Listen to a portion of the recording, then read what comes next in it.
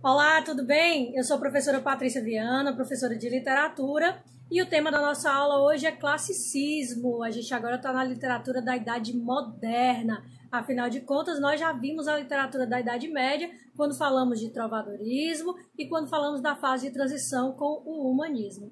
Bom, quando a gente fala de classicismo, a gente está falando de uma literatura que tem como marco aí a chegada, né, de Sá de Miranda vindo da Itália, trazendo lá na sua bagagem tudo que ele aprendeu com os renascentistas. Afinal de contas, o que está acontecendo lá na Itália? O Renascimento.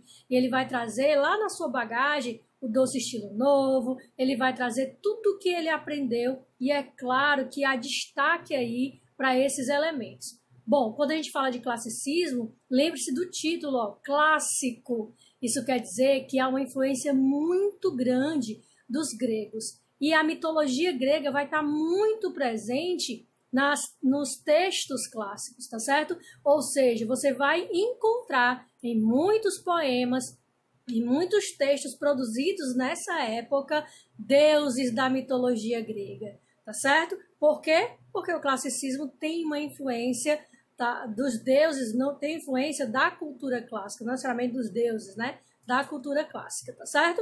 Bom, no classicismo, o foco é Camões. O Camões vai ser o maior autor desse período, é o período de destaque, né? Ou seja, o nome dele é o nome de destaque desse período. E nesse período, nós dividimos o Camões em épico e o Camões em lírico. Nós temos a lírica camoniana e a épica camoniana.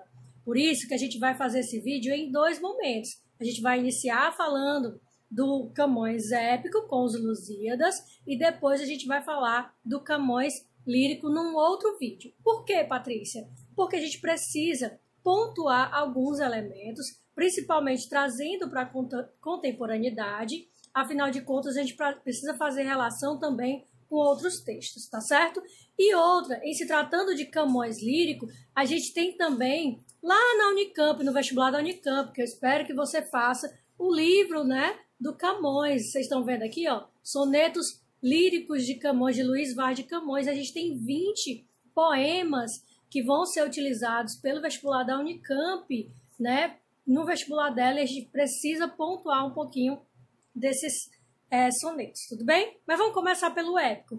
Bom, em se tratando do épico, a gente está falando, é claro, da epopeia de imitação dos Lusíadas. Os Lusíadas, ele vai contar a história das grandes navegações portuguesas, mais precisamente da viagem de Vasco da Gama, tá certo? Note bem, muitas vezes a gente encontra aí, por aí, isso é muito normal, ninguém está fazendo uma crítica, né?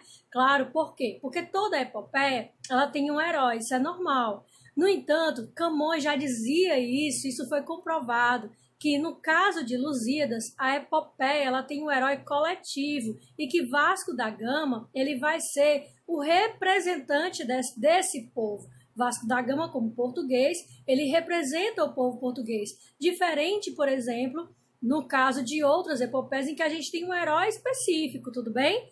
No caso dos Lusíadas, a gente tem um herói coletivo representado aí, no caso, por Vasco da Gama.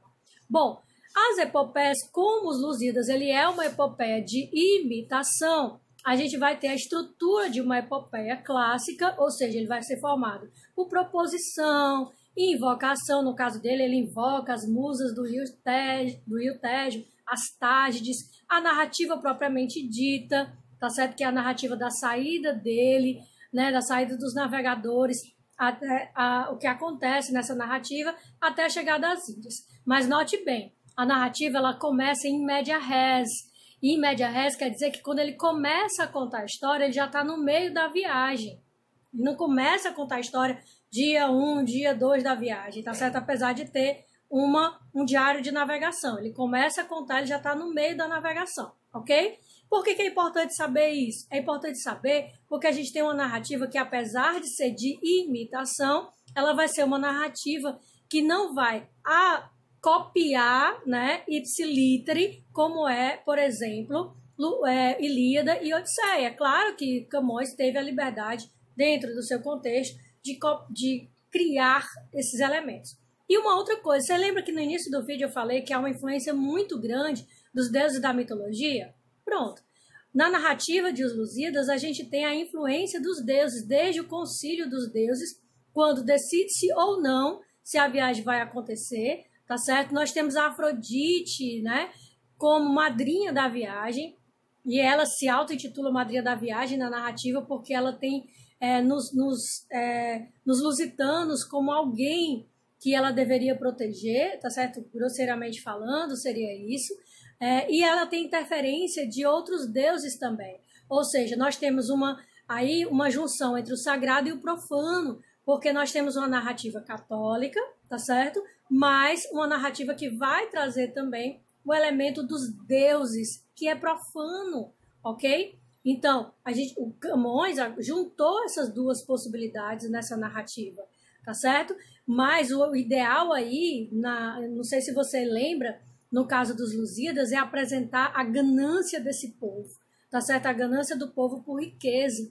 Então, no caso dos Lusíadas, o narrador, ele apresenta algumas personagens, como o caso do Velho do Restelo, em que o Velho do Restelo ele faz essa crítica, essa ganância desse povo por riqueza, né? Porque Portugal precisava se reestruturar primeiro para depois sair em viagem. Mas o Velho do Restelo grita isso, inclusive, antes das navegações. E a gente tem muitos episódios importantes, né? No vídeo de humanismo eu falei sobre uma história de Inês de Castro. E lá nos Lusíadas nós temos um episódio muito interessante, que é o episódio quando ele conta a história de Inês de Castro. Na verdade, ele conta muitas histórias. E o episódio de Inês de Castro é considerado um episódio lírico lá nos Lusíadas. A gente tem a história do gigante Adamastor, onde ele, de alguma forma, ele personifica o Cabo das Tormentas, que se torna Cabo da Boa Esperança, é uma personificação desse Cabo das Tormentas, tá certo? A gente tem a história do Velho do Restelo, que eu acabei de dizer para vocês, e tem a história da Ilha dos Amores, ou seja, é o final da narrativa que ela apresenta no epílogo, tá certo? Nesse epílogo, ou seja, a narrativa tá finalizando e ele vai dizer assim, o fim da história, o que foi que aconteceu.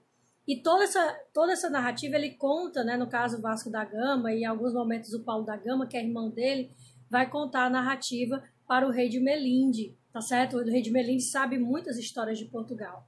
Bom, então, por que é epopeico, né? Por que ele tá... Camões aí é épico, Camões tem a narrativa epopeica. Vocês estudaram os gêneros epopeicos e a gente sabe que o objetivo é narrar textos épicos, narrativas heróicas. Então, no caso de Camões, ele vai narrar, vai fazer isso, tá certo? O objetivo é narrar os feitos heróicos dos portugueses. E os portugueses se tornaram uma grande potência marítima. E, no caso, os Lusíadas trouxe essa oportunidade. Vocês estão percebendo que eu estou com um livrinho aqui na mão, né? De vez em quando ele aparece aqui na cena. Mas não é de propósito, tá certo? O livro que eu estou mostrando aqui para vocês é o livro do Fernando Pessoa, certo? Que é o livro Mensagem. Você está dando para vocês virem aí.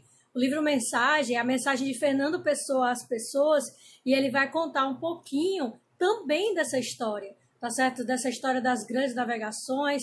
É uma mensagem de Fernando Pessoa às pessoas, tá certo? E ele vai falar desse mar português, quando ele fala, por exemplo, de um poema que eu gosto muito, que é o poema Mar Português, que ele fala assim, que muitos de vocês conhecem. Ó mar salgado, quanto de teu sal são lágrimas de Portugal. Por ti cruzaram, quantas mães choraram, quantos filhos em vão rezaram, quantas noivas ficaram por casar para que fosses nosso, ó mar. Valeu a pena? Tudo vale a pena se a alma não é pequena. Quem quer passar além do bojador, tem que passar além da dor. Deus, o mar, o perigo e o abismo deu, mas nele é que espelhou o céu. Então, esse poema do Fernando Pessoa, que está nessa obra, ele confirma, por exemplo, o que Camões falou sobre não adianta eu colocar um herói para representar essa narrativa. É o povo, porque quantas mães choraram, quantos filhos em vão rezaram, quantas noivas ficaram por casar para que fosses nosso ao mar, tá certo? Então, esse poema, esse livro de poemas, que alguns de vocês conhecem, tá certo? Porque ele também foi lista de vocês do primeiro ano. Ele fez parte, né, da lista de vocês do primeiro ano. Ele vai falar também dessas grandes navegações portuguesas e também ele vai citar Camões, a obra de Camões, tá certo? Bom, essa narrativa que a gente conta aqui, a narrativa epopeia, que a gente vai voltar um pouquinho para falar da lírica, tá certo? Espero que vocês tenham compreendido. Continue estudando, daqui a pouco a gente se encontra. Até a próxima.